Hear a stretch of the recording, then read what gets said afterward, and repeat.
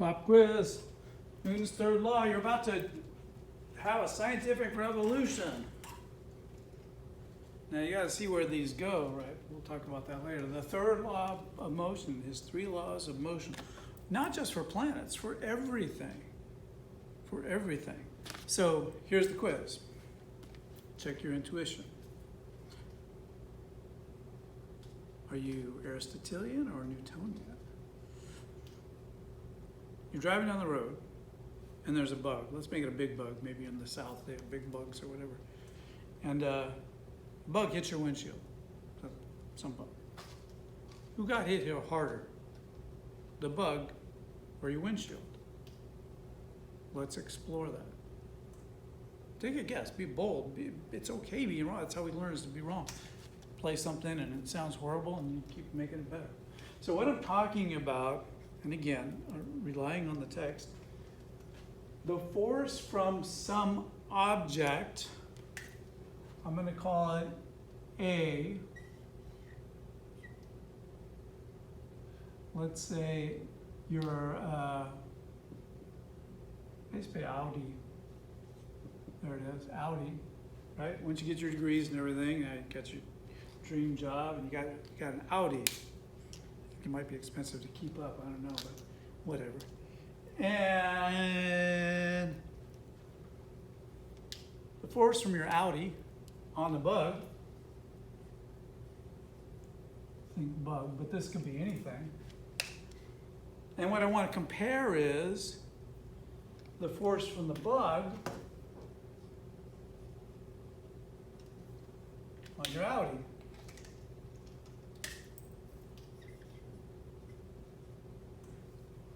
And of course, A could be any object and B can be any object. Let's explore this. What can you say about the strength? Is one bigger than the other? What about the direction?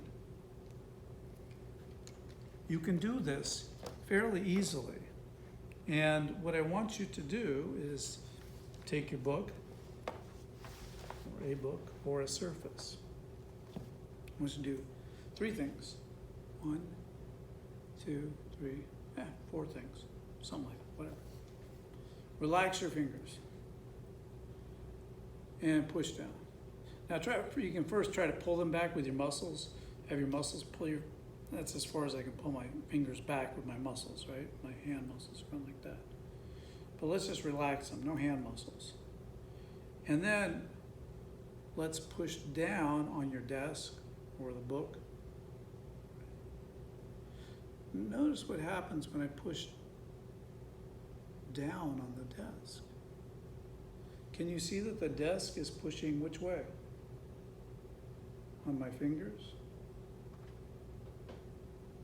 I push, so it can't reach out and slap me. That would be, just like, that would be weird. But still, it can exert a force. Not consciously, but it can exert a force. How?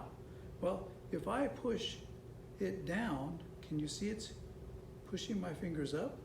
And you should be doing this because you got to retrain this. You don't do, if you just listen to words, right? So if I exert a force down on the book, Anthony, that works, my middle name. Anthony exerts on the book down. Notice which way is the book pushing my hand, my fingers. I'm not pulling my fingers up. The book pushes up on my fingers. You can do that here. If I push the board, hey, board, that's pretty good. Anthony pushes the board in, the board pushes Anthony, or my fingers, out. So you get that answer here is opposite direction.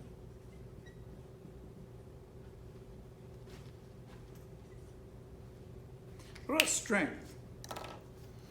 What happens when you push harder on the book? Do you see it pulls your fingers back more? Nice little stretch. If I push lightly, if I push down on it lightly, it pushes up on my fingers. Oops, lightly. If If I push hard down on the book, it pushes hard up on my fingers.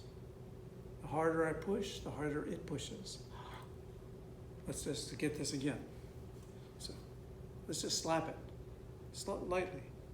I'm going to hit the book down softly. It stopped my hand, otherwise.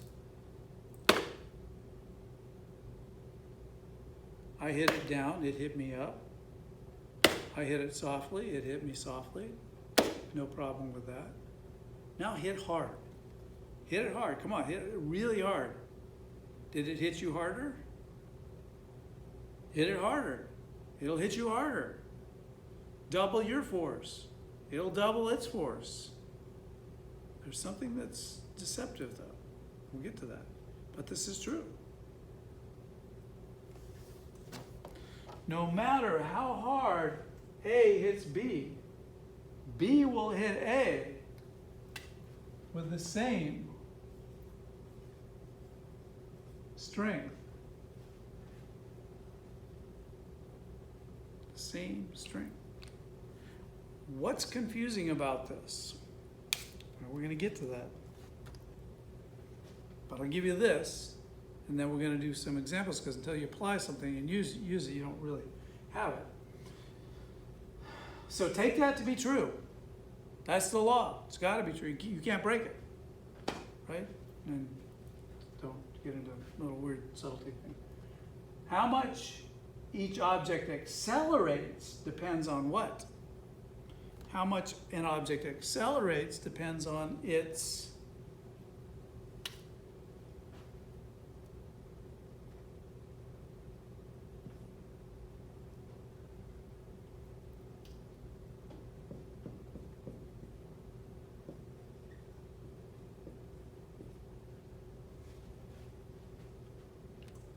right?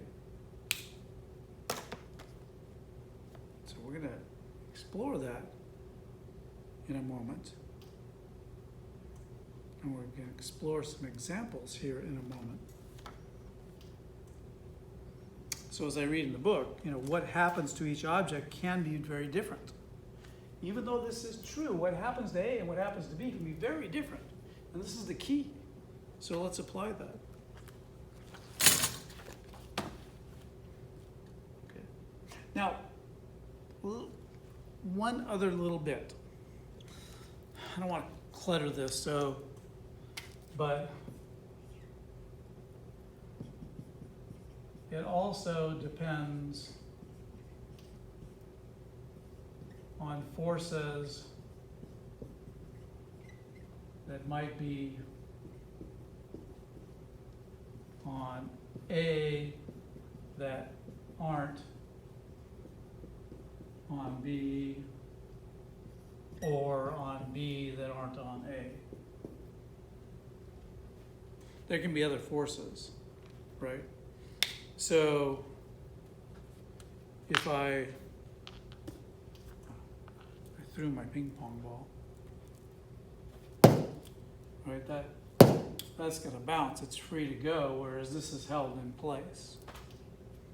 So that's also true. But for most of our cases, this is going to be the key here that you worry about. Nonetheless, this is true. And if you don't believe it, when you don't believe it, just slap your desk softly. It hits you softly up. Hit it down hard, it hits you up hard. That's Newton's third law of motion.